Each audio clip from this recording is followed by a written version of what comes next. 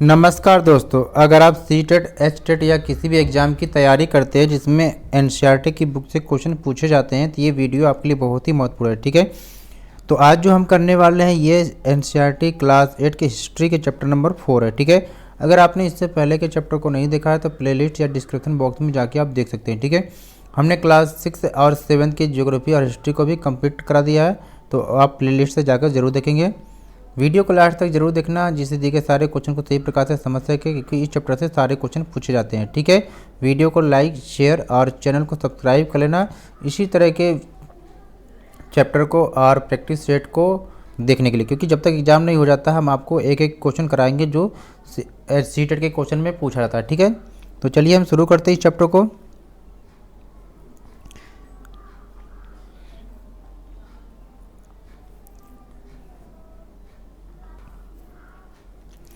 यहाँ देख रहे हैं कि 1895 में बिरसा नाम के एक व्यक्ति को झारखंड में छोटा नागपुर के जंगलों और गांव में घूमते देखा गया।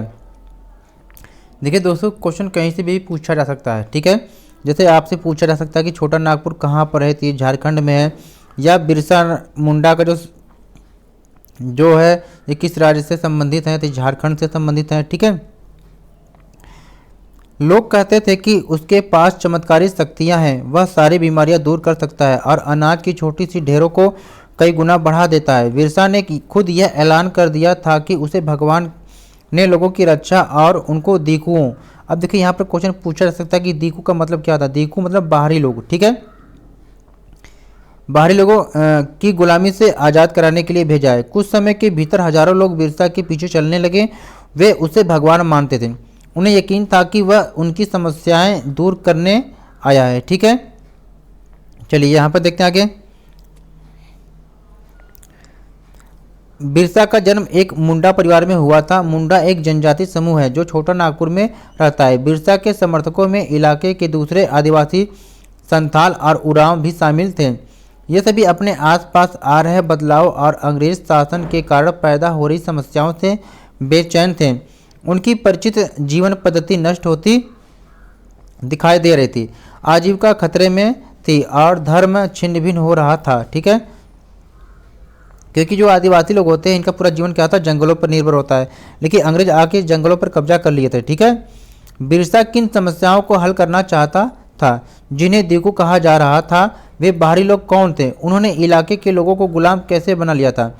अंग्रेजों के राज में आदिवासियों के साथ क्या हो रहा था? आदिवासियों का जीवन किस तरह बदल रहा था? इस अध्याय में हम ऐसे ही कुछ सवालों पर विचार करेंगे। ठीक है, पिछले साल आपने आदिवासी समाजों के बारे में पढ़ा था। ज़्यादातर कबीलों के रीति रिवाज और रस्में ब्राह्मणों द्वारा निर्धारित रीति रिवाजों और रस्मों से बहुत अलग थी। इन समाजों में ऐसे गहरे सामाजिक भेद भी नहीं थे जो जाति पर आधारित समाजों में दिखाई देते हैं।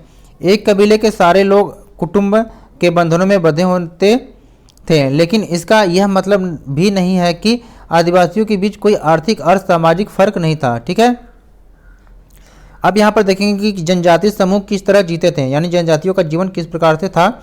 या 19वीं सदी तक देश के विभिन्न भागों में आदिवासी तरह तरह की क्या है गतिविधियों में सक्रिय थे। ठीक है, कुछ झूम खेती करते थे। झूम खेती क्या होता है आप इसको देखेंगे, भाई जंगलों को काट लेना, आग लगा देना और राख को क्या पूरे खेत में फैला देना और वहाँ पर खेती करना जब तक पैदावार हो रही है।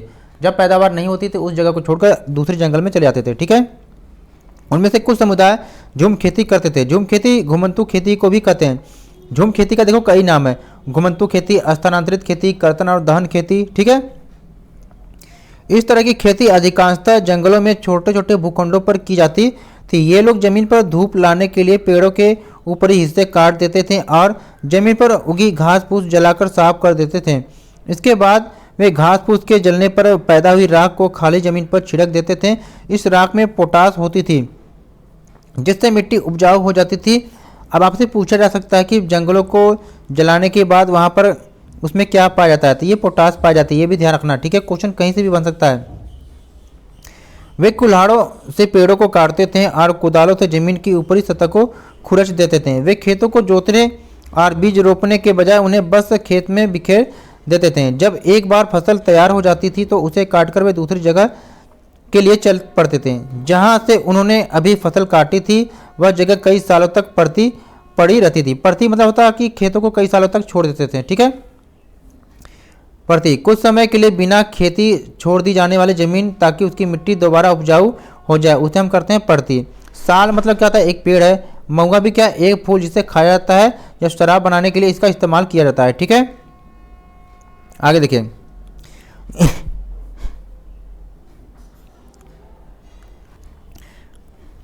घुमंतु किसान मुख्य रूप से पूर्वोत्तर और मध्य भारत की पर्वतीय व जंगली पट्टियों में रहते थे। इन आदिवासी समुदायों की जिंदगी जंगलों में बेरोक आवाजाही और फसल उगाने के लिए जमीन और जंगलों के इस्तेमाल पर आधारित थी। वे केवल इसी तरीके से घुमंतु खेती कर सकते थे, ठीक है। आगे देखिए, कुछ शिकारी और संग्राहक, यानी कुछ जो आदिवासी थे शिकारी थे और संग्राहक थे। बहुत सारे इलाकों में आदिवासी समूह पशुओं का शिकार करके और वन्य उत्पादों को इकट्ठा करके अपना काम चलाते थे। वे जंगलों में अपनी जिंदगी के लिए बहुत जरूरी मानते थे। उड़ीसा के जंगलों में रहने वाला खोंड समुदाय इस तरह का एक समुदाय था। इस समुदाय के लोग टोलियां बनाकर शिकार पर निकलते थे और जो हाथ लगता था उसे आपस में बांट लेते थे। वे जंगलों से मिले फल और जड़ें खाते थे। खाना पकाने के लिए वे साल और महुआ के बीजों का तेल इस्तेमाल करते थे, ठीक है। इलाज के लिए वे बहुत सारी जंगली जड़ी बूटियों का इस्तेमाल करते थे और जंगलों से इकट्ठा हुई चीज़ों को स्थानीय बाजारों में बेच देते थे। जब भी स्थानीय बुनकरों और चमड़ा कारीगरों को कपड़े व चमड़े रंगाई के लिए कुसुम और पलाश के फूलों की जरूरत होती थी तो वे खोंड समुदाय के लोगों से ही कहते थे, ठीक है। इन समुदायों को चावल और अन्य अनाज कहाँ से मिलते थे? कई बार तो चीज़ों की अदला बदली से काम चल जाता था।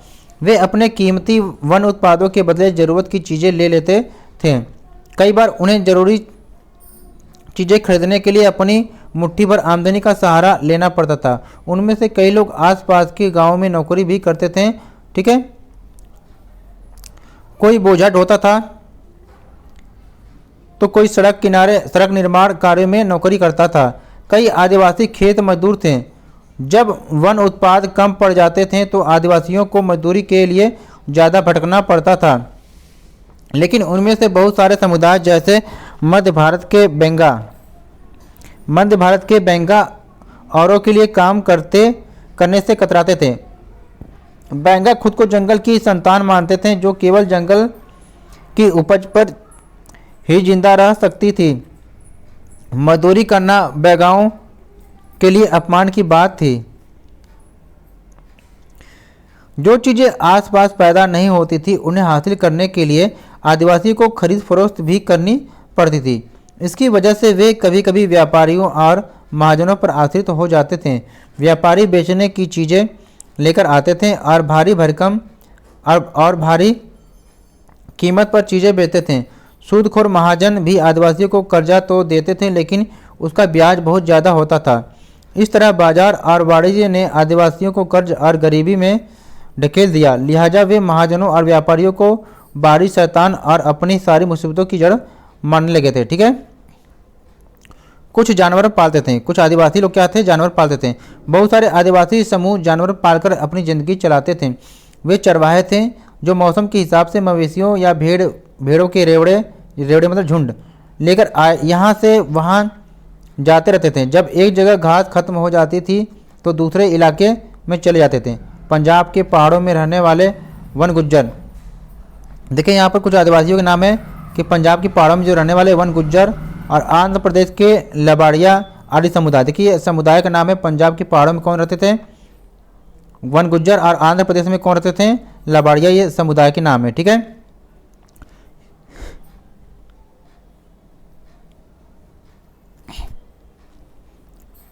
गाय भैंस के झुंड पालते थे। कुल्लू के गद्दी समुदाय के लोग गडरिये थे और कश्मीर के बकरवाल बकरियां पालते थे। अब देखिए कुल्लू के क्या गद्दी समुदाय, कश्मीर में बकरवाल बकरियां पालते थे। अगले साल इतिहास की पाठ्य पुस्तक में आप उनके बारे में विस्तार से पढ़ेंगे, ठीक है। अब देखिए इसको क्या पढ़ना है आपको है, इस फैक्ट को हम लास्ट में पढ़ेंगे, ठीक। तब तक आप देख लीजिए इसको, ठीक है। स्क्रीनशॉट ले लेंगे फिर पढ़ लेंगे आप, ठीक है। चलिए, कुछ लोग एक जगह खेती करते थे, कुछ लोग क्या करते थे, एक जगह खेती करते थे, ठीक है।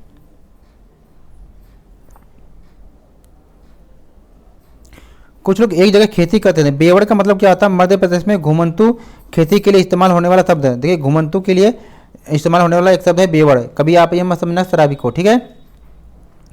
19वीं सदी से पहले ही बहुत सारे जनजातीय कबीले एक जगह टिककर खेती करने लगे थे। वे बार बार जगह बदलने की बजाय साल 10 साल एक ही जगह खेती करते थे। वे हलों का इस्तेमाल करने लगे थे और धीरे धीरे उन्हें जमीन पर अधिकार भी मिलते जा रहे थे। बहुत सारे समुदायों में छोटा नागपुर के मुंडाओं की तरह जमीन पूरे कबीले की संपत्ति होती थी।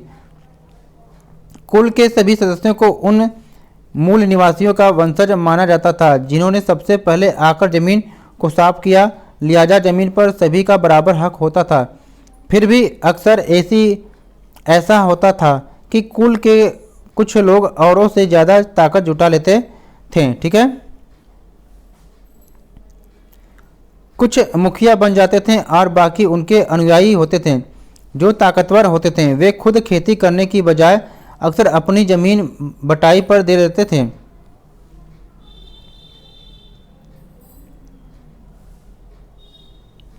ब्रिटिश अफसरों को गोंड और संथाल जैसे एक जगह ठहरकर रहने वाले आदिवासी समूह शिकारी, संग्राहक या घुमंतु खेती करने वालों के मुकाबले ज़्यादा शब्द दिखाई देते थे। देखिए आपसे यहाँ भी पूछा जा सकता था कि गोंड और संथाली एक जगह पर क्या है, ठहरकर रहते थे, ठीक है। या आपसे पूछा जा सकता था कि जो ब्रिटिश अफसर लोग थे वो किसे ज़्यादा सभ्य मानते थे, ठीक है। तो वो गोंड और संथाल को, क्योंकि ये एक जगह ही रहते थे, ठीक है। अंग्रेजों को लगता था उन्हें अस्थायी रूप से एक जगह बसना और सभ्य बनाना जरूरी है, ठीक है। आगे देखते हैं, औपनिवेशिक शासन से आदिवासियों के जीवन पर क्या असर पड़े।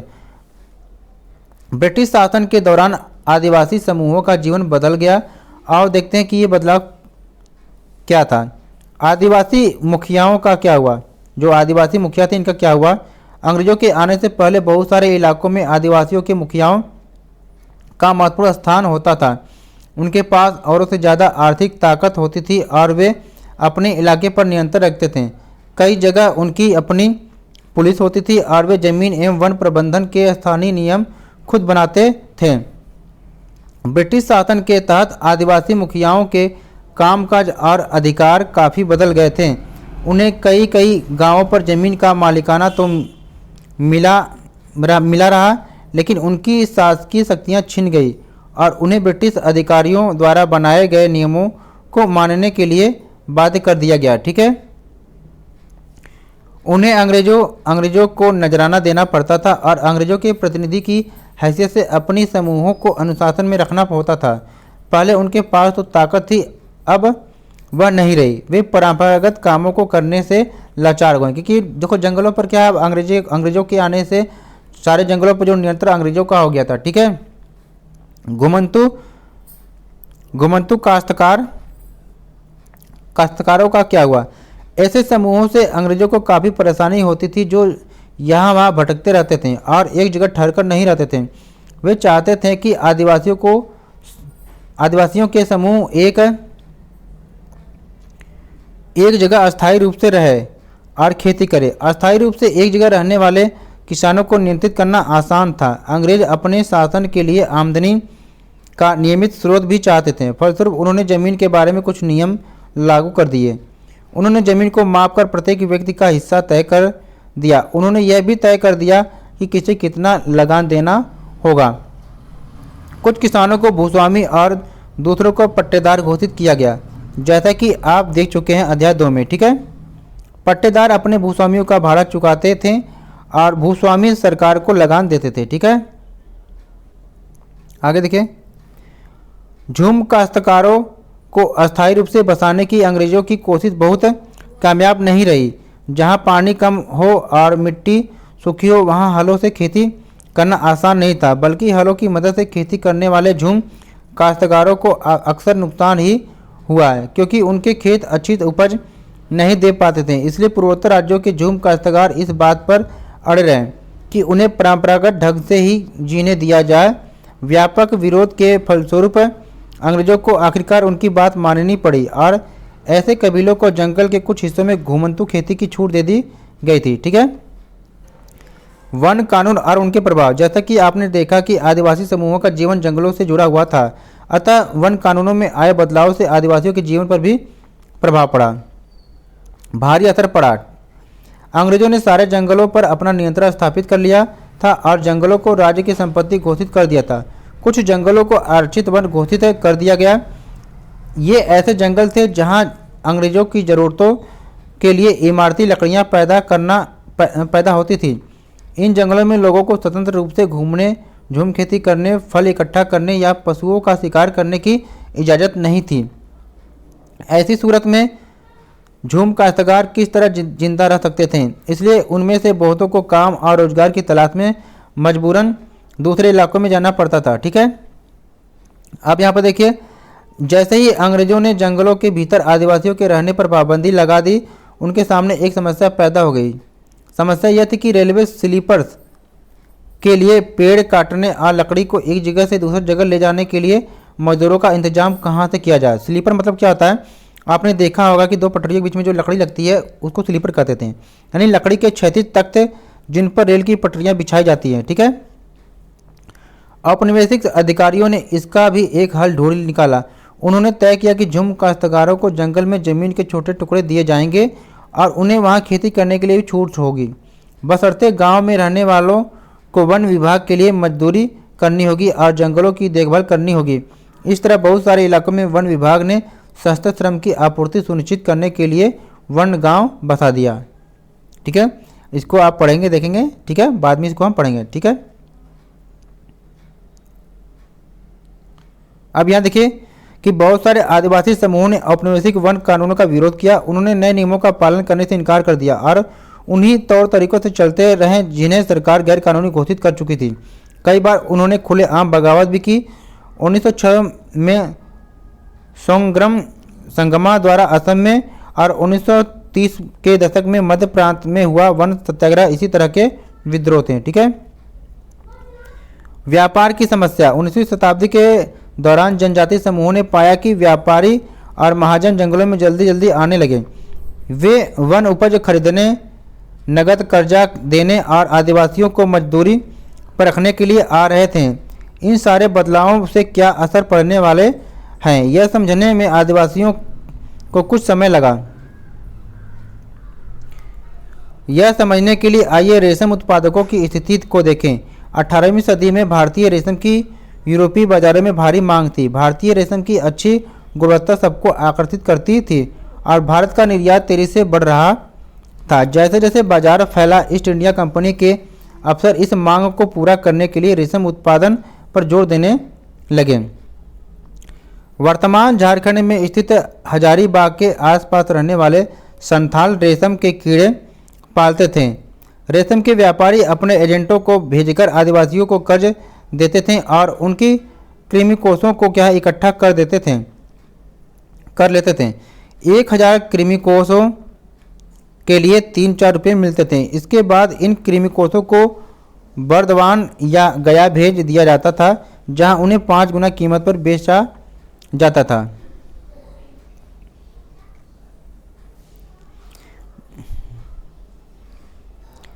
निर्यातकों और रेशम उत्पादकों के बीच कड़ी का काम करने वाले बिचौलियों को जमकर मुनाफा होता था। रेशम उत्पादकों को बहुत मामूली फायदा मिलता था। स्वाभाविक है कि बहुत सारे आदिवासी समुदाय बाजार और व्यापारियों को अपना सबसे बड़ा दुश्मन मानने लगे थे।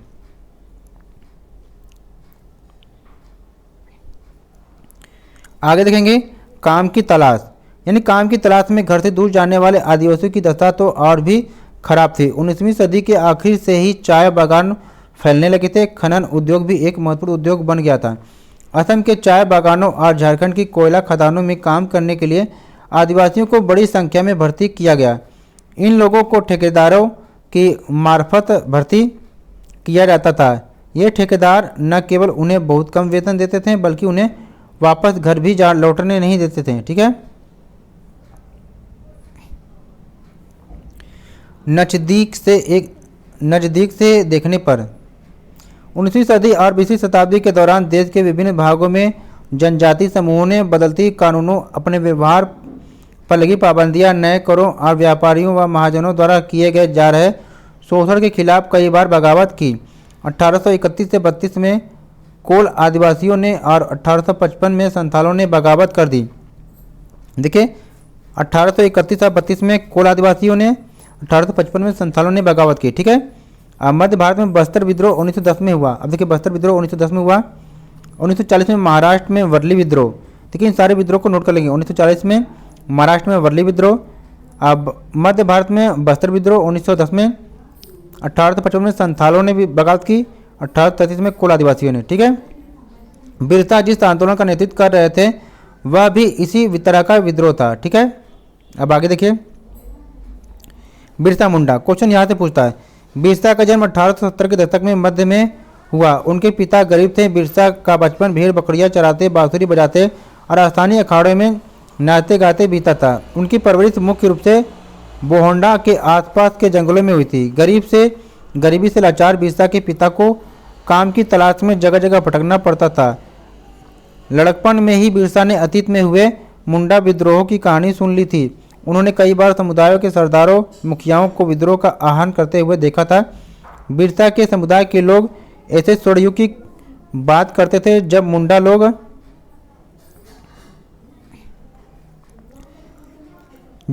लोग दिकुओं के उत्पीड़न से पूरी तरह आज़ाद थे। सरदारों का कहना था कि एक बार फिर उनके समुदाय के परंपरागत अधिकार बहाल हो जाएंगे। वे खुद को इलाके के मूल निवासियों का वंशज मानते थे और अपनी ज़मीन की लड़ाई यानी कि मुल्क की लड़ाई लड़ रहे थे। वे लोगों को याद दिलाते थे कि उन्हें अपना साम्राज्य वापस पाना है।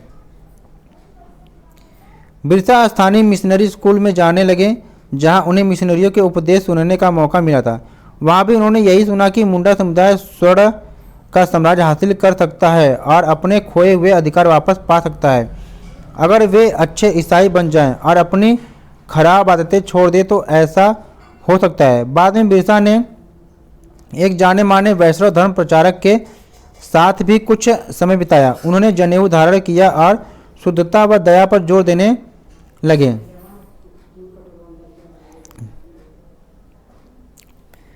अपनी किशोरावस्था में बिरसा जिन विचारों के संपर्क में आए उनसे वह काफ़ी गहरे तौर पर प्रभावित हैं।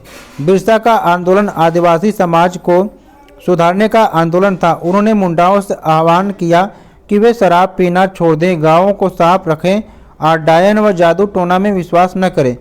यहाँ ध्यान देने वाली बात यह है कि बिरसा ने मिशनरियों और हिंदू जमींदारों का भी लगातार विरोध किया। वह उन्हें बाहर का मानते थे जो मुंडा जीवन शैली को नष्ट कर रहे थे। ठीक है। अब देखिए वैष्णव का मतलब यहाँ पर क्या है कि विष्णु की पूजा करने वाले लोगों को क्या वैष्णव कहा जाता था। ठीक है। 1895 में बिरसा ने अपने अनुयायियों से आह्वान किया कि वे अपने गौरवपूर्ण अतीत को पुनर्जीवित करने के लिए संकल्प लें। वह अतीत के एक ऐसे स्वर्ण युग सतयुग की चर्चा करते थे जब मुंडा लोग अच्छा जीवन जीते थे, तटबंध बनाते थे, कुदरती झरनों को नियंत्रित करते थे, पेड़ और बाग लगाते थे, पेट पालने के लिए खेती करते थे। उस काल्पनिक युग में मुंडा अपने बिरादरों और रिश्तेदारों का खून नहीं बहाते थे, वे ईमानदारी से जीते थे। बिरसा चाहते थे कि लोग एक बार फिर अपनी ज़मीन पर खेती करें, एक जगह टिक कर रहें और अपने खेतों में काम करें। ठीक है। अंग्रेजों को बिरसा आंदोलन के राजनीतिक उद्देश्यों से बहुत परेशानी थी। यह आंदोलन मिशनरियों, महाजनों, हिंदू भूस्वामियों और सरकारों को बाहर निकालकर बिरसा के नेतृत्व में मुंडा राज्य स्थापित करना चाहता था। यह आंदोलन इन्हीं ताकतों को मुंडाओं की सारी समस्याओं व कष्टों का स्रोत मानता था। अंग्रेजों की भूनीतियों उनकी परंपरागत भूमि व्यवस्था को नष्ट कर रही थी। हिंदू भूस्वामी और महाजन उनकी जमीन छीनते जा रहे थे और मिशनरी उनकी परंपरागत संस्कृति की आलोचना करते थे। जब आंदोलन फैलने लगा तो अंग्रेजों ने सख्त कार्रवाई का फैसला किया। उन्होंने 1895 में बिरसा को गिरफ्तार किया और दंगे फसाद के आरोप में 2 साल की सजा सुनाई। 1897 में जेल से लौटने के बाद बिरसा समर्थन जुटाते हुए गांव-गांव घूमने लगे। उन्होंने लोगों को उकसाने के लिए परंपरागत प्रतीकों और भाषा का इस्तेमाल किया। वे आह्वान कर रहे थे कि उनके नेतृत्व में साम्राज्य की स्थापना के लिए रावणों यानी दीकू और यूरोपियन, इनको रावण शब्द का कहा यूज किया गया है, को तबाह कर दें। बिरसा के अनुयायियों दीकू और यूरोपीय सत्ता के प्रतीकों को निशाना बनाने लगे। उन्होंने थाने और चर्चों पर हमले किए और महाजनों व जमींदारों की संपत्तियों पर धावा बोल दिया। सफ़ेद झंडा बिरसा राज्य का प्रतीक था। देखिए क्वेश्चन आपसे यहाँ बनेगा कि बिरसा राज्य का प्रतीक क्या था? सफ़ेद झंडा था। ठीक है। सन 1900 में बिरसा की हैजे से मृत्यु हो गई और आंदोलन ठंडा पड़ गया। यह आंदोलन दो मायनों में महत्वपूर्ण था। पहला, इसने औपनिवेशिक सरकार को ऐसे कानून लागू करने के लिए मजबूर किया जिनके जरिए दीकू लोग आदिवासियों की जमीन पर आसानी से कब्जा न कर सकें। दूसरा, इसने एक बार फिर जता दिया कि अन्याय का विरोध करने और औपनिवेशिक शासन के विरुद्ध अपने गुस्से को अभिव्यक्त करने में आदिवासी सक्षम हैं। उन्होंने अपने खास अंदाज में अपनी खास रस्मों और संघर्ष के प्रतीकों के जरिए काम को अंजाम दिया।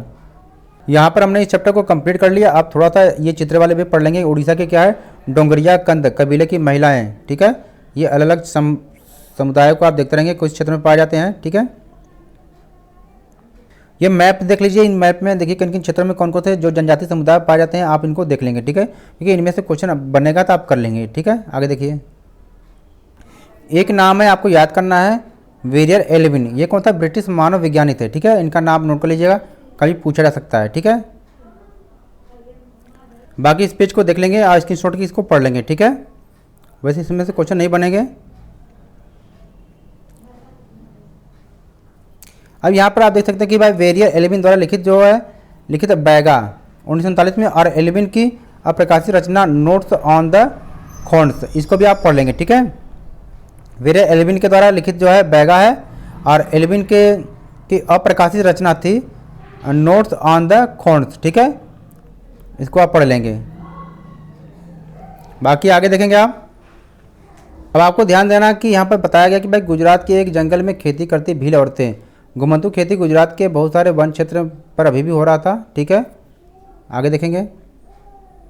थोड़ा इसको आप देखेंगे कि बिहार के कोयला खनिक 1920 के दशक में बिहार की झरिया और रानीगंज कोयला क्षेत्र। देखिए ये पूछा सकता है कि झरिया और बिहार की झरिया और रानीगंज कोयला खदान है। ठीक है। इसमें काम करने वाले 50% खनिक आदिवासी थे। अंधेरी और दमघोटू खदानों की गहराई में काम करना न केवल शरीर को तोड़ना बल्कि ये खतरनाक था। वह अक्सर सचमुच जान ले लेता है। 1920 के दशक में देश की कोयला खदानों में हर साल क्या है 2000 से ज़्यादा मजदूर क्या है मारे जाते हैं। तो प्यारे दोस्तों, यहाँ पर हमने इस चैप्टर को इजीली तरीके से कंप्लीट कर लिया है। तो प्लीज़ वीडियो को लाइक शेयर और चैनल को सब्सक्राइब कर लीजिए इसी तरह से सारे चैप्टर को देखने के लिए। Thanks for watching.